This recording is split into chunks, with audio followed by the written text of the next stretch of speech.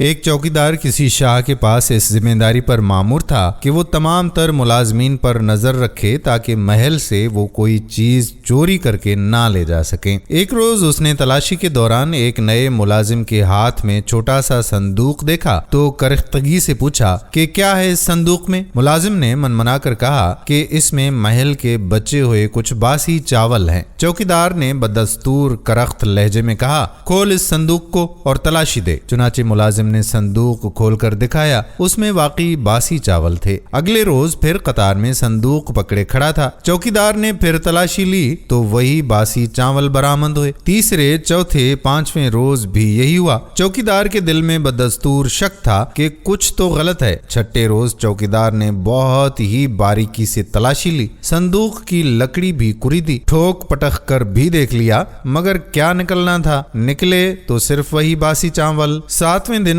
حسب معمول ملازم صندوق کے ساتھ کھڑا ہوا تھا۔ اس نے ملازم کو کونے میں بلایا اور نہایت بے چارگی سے مخاطب ہوا کہ دیکھو، مجھے تجربے کی بنیاد پر یقین ہے کہ تم کچھ چراتے ہو، مگر میں کوشش کے باوجود نہیں معلوم کر پایا کہ وہ ہے کیا۔ میں تمہیں زبان دیتا ہوں کہ تمہیں نہ گرفتار کروں گا نہ کسی سے شکایت لگاؤں گا، بس مجھے اتنا بتا دو کہ تم آخر چراتے کیا ہو؟ ملازم نے مسکرا کر چوکیدار کے کان میں سرگوشی کی، صاحب میں صندوق چراتا ہوں۔ دوستو، آپ اسے حکایت کہیں، کہانی کہیں یا پھر کوئی لطیفہ ہی سمجھیں، سمجھنے کی بات یہ ہے کہ ہم سب بھی اکثر معاملات کو از خود پیچیدہ بنا دیتے ہیں، سامنے کی بڑی اور واضح حقیقت کو دانستہ یا نادانستہ نظر انداز کر کے غیر ضروری تفصیل میں الجھ جاتے ہیں۔ یہی معاملہ ہم اپنے دین کے ساتھ کرتے ہیں۔ وہ بنیادی عقائد، ذمہ داریاں اور فرائض جو دین کی اساس ہیں اور ہر کسی کے سامنے موجود ہیں، ان میں روز و شب لگانے کی بجائے ان فروعی معاملات میں زندگی کھپا دیتے ہیں جن کا حاصل کچھ بھی نہیں ہے۔ اس کہانی سے آپ نے کیا سیکھا؟ میرے سیکھنے کے لیے کمنٹ سیکشن میں اپنی رائے قائم ضرور کیجیے۔ امید ہے کہ ویڈیو آپ کو پسند آئی ہوگی اور ویڈیو کو شیئر بھی ضرور کریں گے۔ آنے والی ویڈیو تک اپنے میزبان قادر بخش کلہوڑو کو اجازت دیجیے۔ فی امان اللہ۔ السلام علیکم ورحمۃ اللہ وبرکاتہ۔